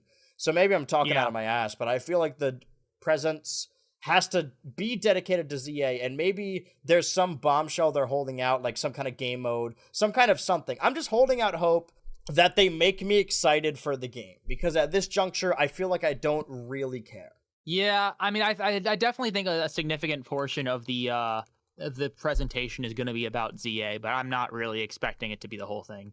I don't know. Game Freak doesn't seem to really do stuff like that. Like, most of their directs are kind of like about Pokemon in general, and they intersperse, the main series news with like little bits. Because I mean, Pokemon is such a big media franchise that there's always like small things coming out, even though a lot of it is kind of niche. Like, not everyone's really a big fan of that Pokemon Cafe game. It's not like catching everyone's attention, but they always seem to have stuff like that in the making. So they never. I don't think they ever really kind of focus an entire Pokemon Direct on one game, unless I'm wrong. I'm pretty sure they've never done that. No, I'm looking through the list right now. I want to see if they have consistent summer Pokemon Presents. They did in 23, because I know they always do it on Pokemon Day. Of course, they had a summer Presents in 22. They had one in 21. So last year's really the only year they didn't have one for the summer, at the least. because I remember that 2019's Nintendo E3 was primarily focused on Sword and Shield. It's where we saw most of the gameplay footage. It's where they played it on the show floor. It's where we got the treehouse footage where they announced that not all the Pokemon were going to come back. I remember that vividly. Because the year before was built all around Smash Ultimate. Yeah. So I would assume that this is the equivalent of like, okay, E3's not around and we're not having a Summer Direct, so there needs to be a comprehensive look at ZA. And maybe I just wasn't paying attention in the other directs because there was so many other things going on. But I don't know. I think I'm just secretly holding out hope that there's some kind of like mechanic thing that they'll explain in the presents that'll make me more excited. But I think I just need to play it because it's sort of like the same thing with Bonanza and Mario Kart World, where there were things I was worried about that as soon as it was in my hands, that just melted away immediately. Yeah. I think there's either going to be a new mechanic they focus on, or they're going to be telling us shit that we already know. Mm-hmm. It's like, oh yeah, in this game, you can throw balls at Pokemon and capture them, and it's going to like have like a little like title card, capture Pokemon, and they talk about it for like a minute and a half. Customize your character. It's like, what? Yeah, I mean that's also pretty likely. I am expecting at least a couple Mega Evolutions though. Mm-hmm. I'd be so bummed out if they don't. But if they show one Mega that isn't on that list, then we know it's fake. I mean, I'm already assuming that it isn't all there, or maybe it's too much. I don't believe it. Nothing against Central Leaks. You know, if you want to get paid by Twitter, that's on you. It's more about when the Pokemon, like the Game Freak leaks were happening. I think that was last year, if I remember. Man, time flies. Mm-hmm. That they were mainly just reposting other people's posts, and that's fine. You know, that's what a news account does. But I don't think they are. I don't think Centro is an insider. I think it is just like gathering speculation from around the internet, which is fine. I mean, that's what we do basically, which is why we're covering it here live. That's sort of the dichotomy is that I. Oh, sorry. Go ahead. Yeah, it might just be nonsense. So I mean, we'll find out. Either way, I mean, I definitely think we're gonna get some new information about Mega Evolutions. If not, I'm gonna be like so bummed out. You don't think they're gonna? I mean, they're gonna probably get more information about games that already exist. You don't think there's gonna be a game that's announced that this presents? Let me run that by. You don't think there's gonna? I think I cut out a little bit. Did I? Yeah, you did. I saw my guy stop jumping. You don't think there's gonna be another announcement at this? Another announcement? Yeah. Sorry, you keep like. Yeah, I saw him stop talking. Yeah, another announcement at the presents. At the presents. Sorry. Yeah, you kept cutting out. Do you think there's going to be another announcement for anything? I don't think there's going to be anything for like any new games. I mean, at least like not any new games that people are like chopping at the bit for. Like, I don't think we're going to get Gen 10. Black and White 3. If they do, maybe remakes, but I don't know. Actually, I mean, now that I think about it, like if they had like a remake in the making, like now would be the time. But to me, ZA fills that remake slot, as did Arceus. Well, Arceus came out 2 months after Brilliant Diamond and Shining Pearl. I feel like that was a backup plan. Like they were really hesitant about Arceus, so they're like, just release traditional remakes that we outsource. Yeah, potentially. That might have been a fluke because really we got like hella Pokemon games in just 1 year. We got Brilliant Diamond, Shining Pearl, followed by Arceus, followed by Scarlet and Violet. Really, Arceus and Scarlet and Violet were the same year. It doesn't feel like it at all. Oh, it totally does. They were on opposite ends. All I've seen from the presents is I've seen an image or two images of Pikachu's at a DJ station, and one of them has green glasses with leaves on it and red glasses with fire on it. So the fire is red and the leaf is green. I don't think this means anything because they always do this. People always say like, oh man, they got Lugia in the background of this Pokemon presents. That has to mean something. I feel like they don't leave hints like maybe Nintendo I don't think does. they do. Yeah. I don't think so. But I'm not holding out for Gen 10 or another major game, but I do think it's possible that because next year is their, 30th anniversary? Does that math make sense? Yeah, I think 30th anniversary. Yeah. I do think there's a chance that we do get a lot of older Pokemon games on NSO. Mm-hmm. So if their major announcement is like Fire Red and Leaf Green coming to the Switch, then fine. That's something, I guess. It's weird that they're not there already. Mm-hmm. That would be like them to just announce those two. But yeah, so I mean, we might have something kind of cool show up, but I'm not like super convinced. Mm-hmm. I don't know. I think it's mostly I think the most like I can really hope for is just some new fun information on Legends ZA. Yeah. I don't know if it's gonna. Oh man, I don't know. I'm not apprehensive because that makes it seem like I'm like on the fence about getting it. But yeah, I don't. I'm not waking up for it. Yeah, I could say that much. But I hardly ever do for Pokemon Presents. We shall see how it shapes out. But beyond that, we now have Bonanza. We're waiting for Metroid or Kirby Air Riders. It'll be fun to go into the next year and see what kind of stuff there is. Because I feel like we sort of knew everything about this year. But once that is up, once we have more information about that, I mean, we could talk about that on the next pod. I feel like for this week, we've already gone over everything ahead of time. We don't have super deep predictions about the presents because the Direct was fun. The Direct bingo, because it really could have been anything. We didn't know anything about the Switch 2. And that's where they announced Bonanza, I believe. But it's either we know everything about ZA or there's nothing they could really say that would change anything. So I don't... Yeah. It's not worth making a bingo card for that because it's probably... Yeah. Then we're just getting our hopes up. Yeah, I don't think there's enough things that we're really holding out for that could fill up a whole bingo card. Mm-hmm. There's a ton of things... Like, there might be a couple cool things, but I can't think of 25 predictions I'd make about ZA. It's going to be $20. They're going to have an amiibo. I'll lock in that. I think they're going to have an... Well, no, only the Switch 2 game... No, Mario Kart didn't have an amiibo. I don't know. I have nothing. I have nothing to add to Pokemon this. games usually have amiibos? I don't think they do. No, they don't. They should make an amiibo for each Pokemon. They did for Rumble U, but that wasn't all of them. But yeah, I don't think we have anything more to add to that. There was a lot of, while I was on my 2-week break, a lot of movies I watched. I think it was 28 Years Later and Megan 2.0 and Jurassic World Rebirth. And I can give like reviews of each of those, but maybe I'll hold off and just the ranking later.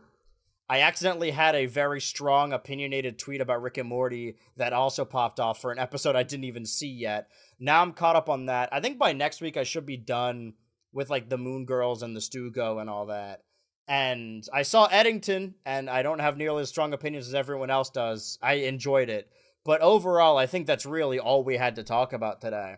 Oh, yeah. I think pretty much. I mean, yeah, on Bonanza, we just fall that it's good, and we both want to play more. Hopefully, over the next week, we'll have the opportunity. I'm excited. I'm probably gonna I'm hoping to really binge it over the next few days. Mm-hmm. We got to get to that secret at the very least. I know that crocodile's hidden in there, so we could be proven right or wrong.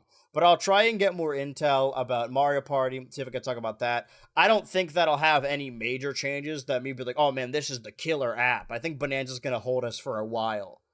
I did want to say overall that I think I was more excited for Bonanza than I was for Mario Kart, even though for this show, it's more fun to discuss Mario Kart because that is a very linear way of discussing things.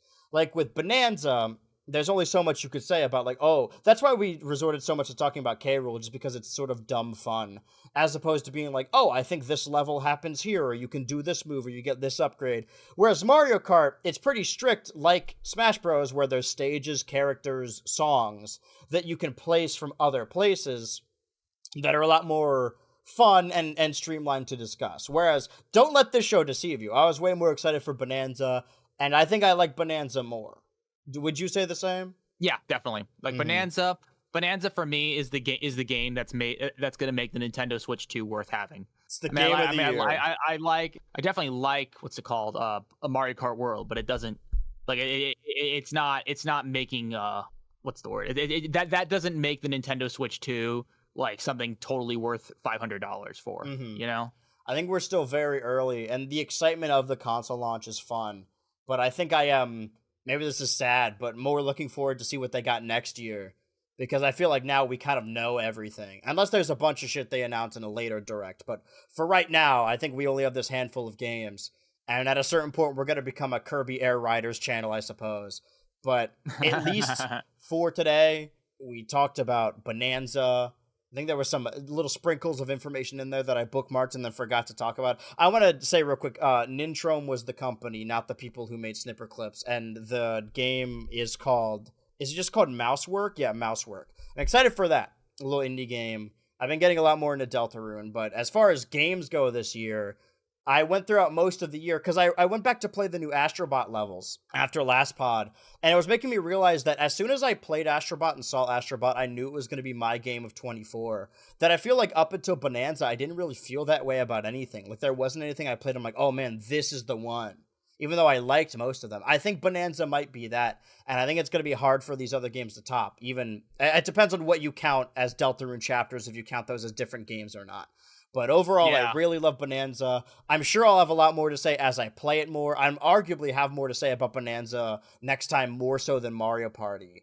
But I'm not expecting more from Pokemon. I don't think either of us are. We'll see if that checklist is correct. Thank you for sending it my way. But at least for tonight, I have been your co-parent, BH Ultra. And I have been your co-parent, Switchy. And do you have any updates on Pocketail? I feel like we got to check back in every week just to be sure. It's probably not going to be done by the time by the end of the summer. Like, this isn't going to be a Switchy summer. Like, it's the most like visually. I mean, it's not only the longest script I've ever done. It's also like the most visually intense thing I've ever done. I love that. I mean, it's really. Yeah, I love when people. Maybe just because I feel sort of restricted on making videos a certain way. I love when somebody's making a video and they kind of use it as an excuse to do a short film. Yeah. So yeah, I mean, it's gonna be big. It's gonna be big. I mean, I definitely think that when it eventually comes out, because I'm not like, it's either make the Pocketail Island video. As long as I'm alive, the Pocketail Island video is eventually gonna come out. Mm-hmm. But it is, it's definitely demanding, and yeah, I mean, it definitely like, and I started this in January, by the way. This wasn't a thing that I kind of procrastinated on. I started earlier than usual. But yeah, no, it's just a very intense video. I'm excited about it. I think when it eventually comes out, it'll be worth the wait. It will encompass 2025. We've been covering it every week on this pod, and then we'll have a post show afterwards on this show. Oh, yeah. Much to discuss. Well, a little creator commentary. We'll open up the Q&A to the floor. I'm currently working on my yearly Total Drama video, and I feel the same way, even though this is just like the monthly thing, that I dedicate all of my time to streaming and doing YouTube, so I'm trying to use my YouTube show as an excuse to do other more creative things. So I'm using the Total Drama video that I more or less have to make. That's an over-explanation. Like, I like making them. Nobody's forcing my hand. I wanted to do it yearly because I like doing it. But I didn't want to do just another Total Drama video, like, oh, let's do another theory. I feel like I've done that to death. That I wanted to cover a topic that is a framing device I've wanted to do a lot, that the fandom just changes, that I think it suits Total Drama the best. That I used as an excuse to buy a bunch of self-indulgent stuff and build a set for, that I believe will look visually interesting. It's going to be really hit or miss. People will either think it looks really cool or think that I made the video look bad on purpose. Either way, I'm excited to see how it pans out. We're both working on Total Drama right now. But perhaps Switchy Autumn, perhaps? Hopefully. We shall see. Switchy September? I don't know. I really can't say. Never forget. Yeah. Well, thank you for joining me. We'll have more to discuss on our later dates. This is a nice little... I don't like calling things sleep aid, but sorry we're not screaming in your ear.